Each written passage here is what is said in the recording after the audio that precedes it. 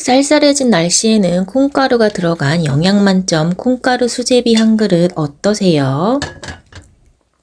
영양만점 얇은비 콩가루 수제비랍니다. 재료 볼게요. 반죽부터 시작해 볼게요. 볼에 부침가루 1컵을 준비하고요. 밥솥용 쌀컵을 사용했어요. 콩가루는 반컵만 넣어 주었어요. 콩국물을 만드는 콩가루를 사용했답니다. 물도 반컵 정도 넣어주는데 물은 처음부터 너무 확 붓지 마시고요. 수저로 반죽을 조금씩 뭉쳐가면서 상태를 살펴보면서 조금씩 넣어줄 거예요. 이렇게 물을 넣어줘야 수제비 반죽이 무한대로 커지는 불상사를 막을 수 있답니다. 반죽이 지르네 하면서 계속 더 넣게 되거든요. 띠용띠용띠용. 어느 정도 반죽이 뭉쳐졌다 싶으면 손으로 반죽을 해줍니다. 조물조물 꾹꾹 누르면서 최대한 많이 만져주면 맛있는 반죽이 될 거예요. TV에서 보니 족타 반죽이 기포 빼는 데는 왔다라던데 아무래도 보기에 불편하실 듯하여 삼가할게요.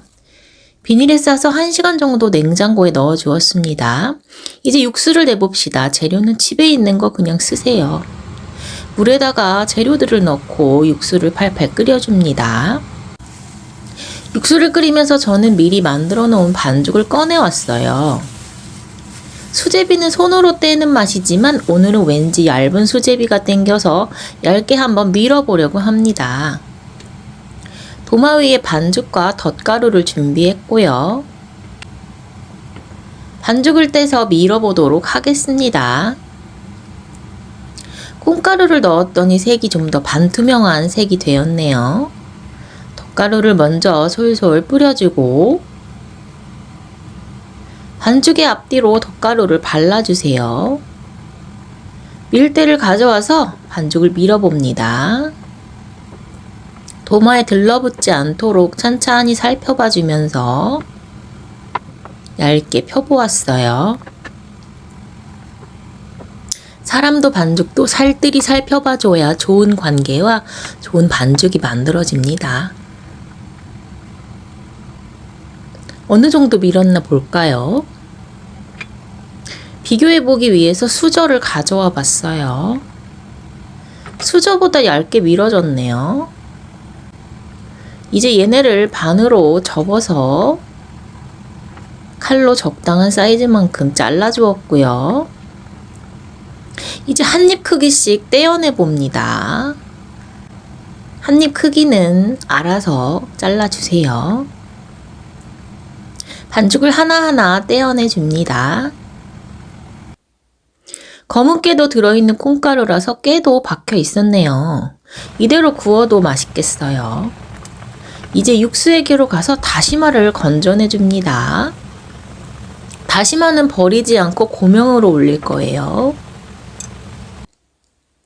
표고는 일전에 시장에 가서 사다가 말려둔 것인데요. 비타민 D를 가득 품고 있는 요 아이도 고명이 될 거예요. 시장 아주머니 말대로 버섯 심을 떼고 말렸더니 불려서 심을 떼지 않아도 돼서 굉장히 편리하네요. 심이 은근히 잘 안 떼어지거든요. 아주머니 최고! 다시마를 썰어 볼게요. 일전에 시장의 국수집에서 잔치국수를 먹는데 거기 연세가 지긋하신 주인 할머니가 다시마 고명을 올려주시더라고요. 고게 또 씹히는 맛이 별미대요.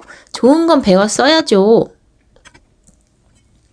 당근도 채 썰어봅니다. 통으로 넣고 삶았더니 껍질 부분이 생겼네요. 조심조심 떼어내면서 부서지지 않게 썰어봅니다. 그냥 채 썰어 볶았으면 편하겠지만 육수를 낼 때 당근을 넣으면 국물 맛이 좋아진다고 TV에서 본 적이 있어요. 육수 낼 때 저는 당근을 종종 넣는답니다. 심심한 요리. 구독과 좋아요 꼭. 이제 건더기를 건져낸 육수를 끓이면서 수제비 반죽들을 넣어 볼게요.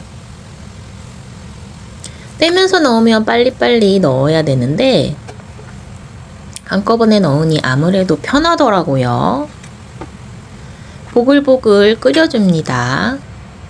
수제비에 가는 간장을 일단 한 스푼을 넣었고요. 액젓도 한 스푼을 넣으려다가 넘쳐가지고 물을 살짝 추가했어요. 이제 수제비가 익을 때까지 보글보글 끓여주면 됩니다. 요거는 얇아서 오래 끓이지는 않았어요.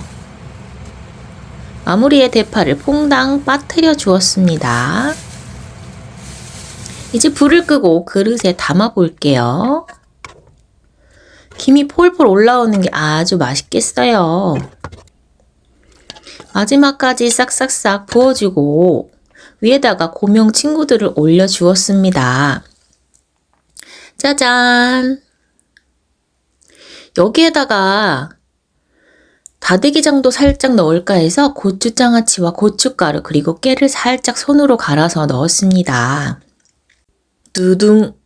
완성이 되었네요. 고추장아찌가 들어가서 더욱더 시원한 맛이 더해진 영양 만점 수제비였답니다. 낙엽의 시즌이네요. 가을의 끝자락입니다. 좋은 하루 보내시고요. 구독과 좋아요도 잊지 마세요. 안녕!